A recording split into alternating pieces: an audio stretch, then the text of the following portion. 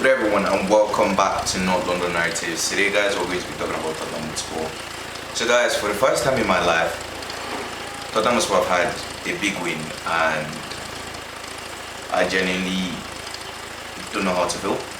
I don't know if I should celebrate. I don't know my thoughts on the manager anymore because one week we destroy United, we destroy Villa, we destroy City, and then the following week we're drawing to Leicester, we're losing to Ipswich, we're losing to Palace, we're dropping points, 3 points from winning 2-0, conceding 3 goals within 20 minutes.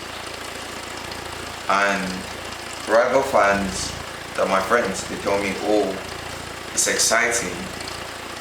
Yes, you not supporting the club is exciting to be winning or see a team winning 2-0 and then the other team comes back to win 3-2. But for me, as a Tottenham fan, it's annoying, not exciting.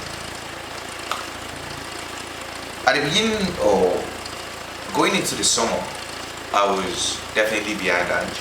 I understood that there was a lot of pieces that needed to be fixed in this squad and there were lots of parts that we needed to improve. And I went into, or as a fan, I went into the summer hoping that those changes that were needed would be made. We will make signings like Eze, we'll make signings like Neto, we'll make signings like a solid number 6, Ederson from Atalanta. Those were the players who were being linked to. And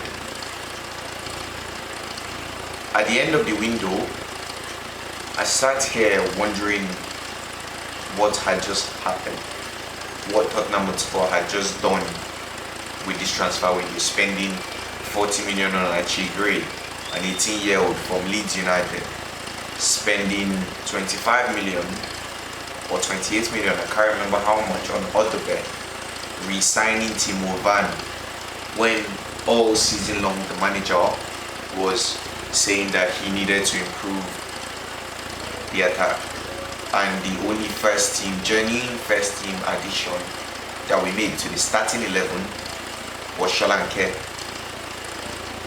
And in my heart of hearts, I knew that Ange had been let down this summer. But then, in the second season, expecting Tottenham Hotspur to be better,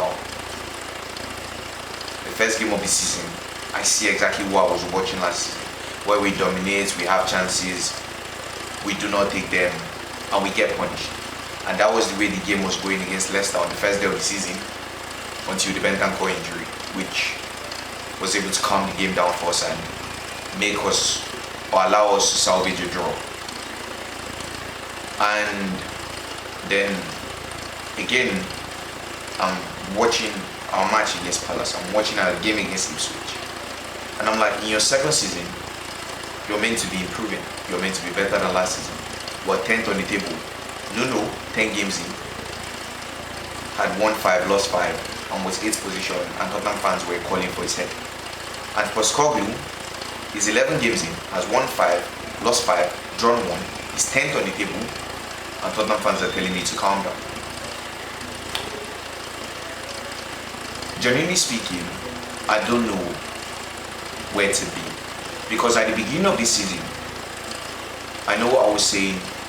As much as I have questions about this manager, I want to see him get backed before I lose my head and say, oh, I want him out. But then I found myself, as the season went on, watching us drop points to teams we shouldn't drop points to, saying I want him out. And now we're getting points against teams that want to say we shouldn't be getting points against. And I ended up finding myself in a position where I'm thinking, why exactly is this happening?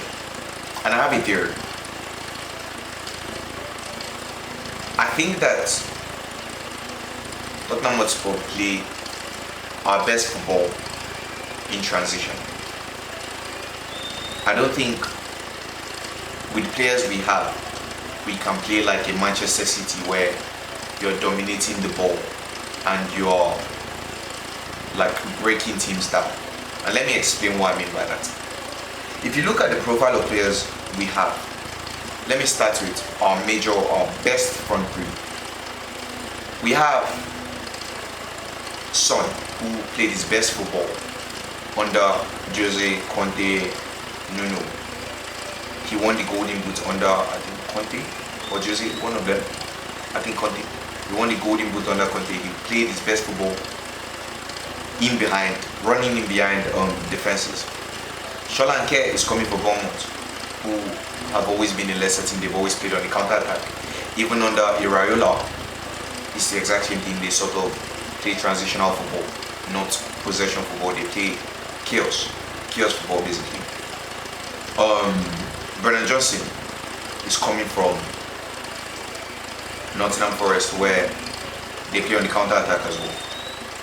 And looking at those three players, it makes sense to me why against teams like Manchester City, we will thrive. Because all we have to do is sit back, dispossess them, and punish them on the counter. And our players are very good at that. But when you tell them to break down the defense, they can't do it. And I know when I say, I think we're a transition team, people are thinking, what do you mean? That's like counter-attack football. But not necessarily. I think that Chelsea right now under Maresca is an example of a transition team. And I think that transition football is also very exciting and nice to watch. And I think that until Ange gets his players, I think he needs to make that tweak to give teams the ball, because we do not have the players to break down teams. If you look at the games we've suffered, the games we've dropped points, first half against Ipswich, we struggled to break them down because, I said Ipswich and Leicester, we struggled to break them down because they were packing the bus.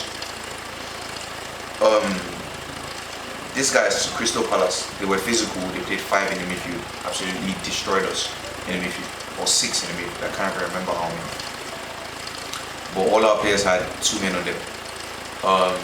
Ipswich, the same thing, resolute, hard to beat. And against teams that come at us, I know Manchester United is an outlier, because Manchester United under Ten Hag give you the midfield and you can play Ange ball and succeed there. But majority of our games, if you look at majority of our goals, is dispossessing somebody or a loose pass, picking up on it and getting on transition immediately and being quick on transition and punishing the opponents for their mistakes. And I genuinely believe that, and I've been saying this, well, I restarted my channel, so I deleted all my videos and I'm starting again for reasons known to me. I'd rather not disturb you with that, but if you're new here and you like what you're hearing, please leave a like and subscribe. But yeah, I think that I forgot what I was saying before that, but basically I just think that we'll play better as a transitional team. And if this manager is willing to make that tweak for now and show me that he's willing to adapt to what he has, which is what I've been calling for since. That I said I wanted him out because I do not believe that he's one to adapt. And obviously I see him adapting against City, but against the lesser teams, he wants to play handball. But then at the moment, we do not have the players to play handball, in my opinion. And until we're able to strengthen the first 11 and push players currently in the 11 to the bench, I don't think that we can play handball, and I don't think we can see handball to the maximum level. I think this City game and us getting points where we haven't been getting points has sort of made me calmer and made me want him out less. And it's nice to win, and it's nice to see that he is willing to adapt. Do you understand what I'm saying? And that's all I've been calling for. If you're willing to adapt and show me that you're willing to change things when you see this isn't working, I'll give it time. And I just need him. I'm hoping and praying that he realizes that we play better on the transition. Currently, with this crop of players we have, we play better on the transition. And until we have the players to play handball, we would have to make tweaks to handball at the moment. Now, should Tottenham Hotspur fans be Ange in or Ange out? And what Tottenham Hotspur is the real Tottenham Hotspur? Genuinely speaking, I can't tell you because I myself do not know. Because 1 week we're beating Manchester United, we're trashing Villa, we're thrashing West Ham, we're thrashing City, and the next week we're losing to Ipswich, we're losing to Palace, we're drawing to Leicester, we're dropping points from winning 2-0 to Brighton and conceding 3 within like 20 minutes. So I genuinely don't know. Should Tottenham fans be Ange? I think that,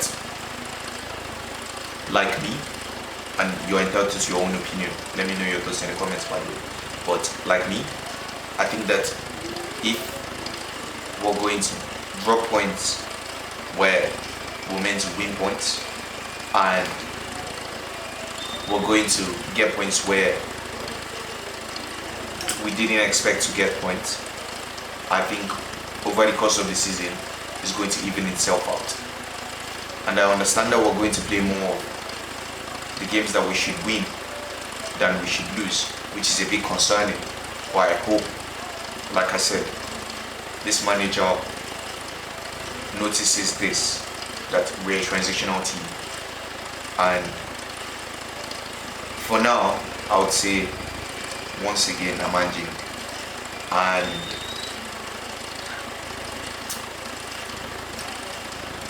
I just want to see this team be more consistent. I want to see improvements on last season, and I don't think at the moment I've seen enough.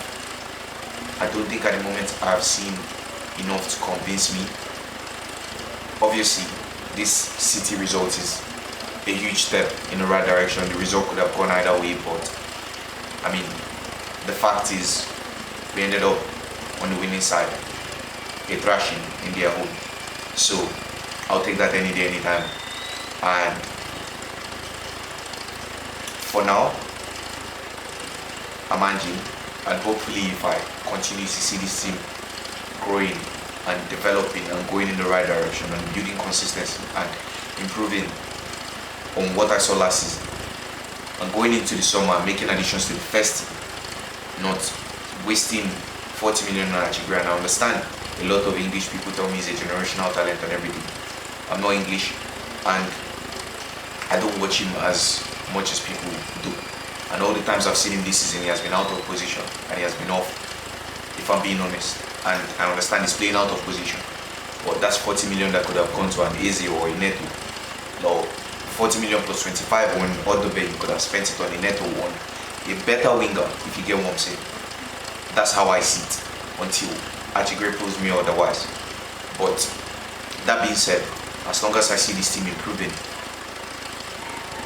and going in the right direction, and the manager adapting, emphasis on the manager adapting, I think I'm willing to back this team.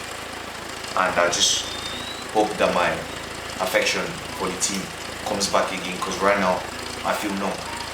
I never thought that we would beat Manchester City 4-0 and I will feel numb. And I feel numb because I haven't been enjoying what I've been watching these last few weeks, and I've not been happy with the manager, I've not been happy with the team. And this is only my opinion, by the way. This is my opinion, you're entitled to yours. Let me know your thoughts in the comments, but this is my opinion. So yes, basically that's all I have for you to say today. If you like what you heard, please leave a like, subscribe, and I'll see you guys next time on Uploading Narratives. Have a lovely day, guys. Bye bye.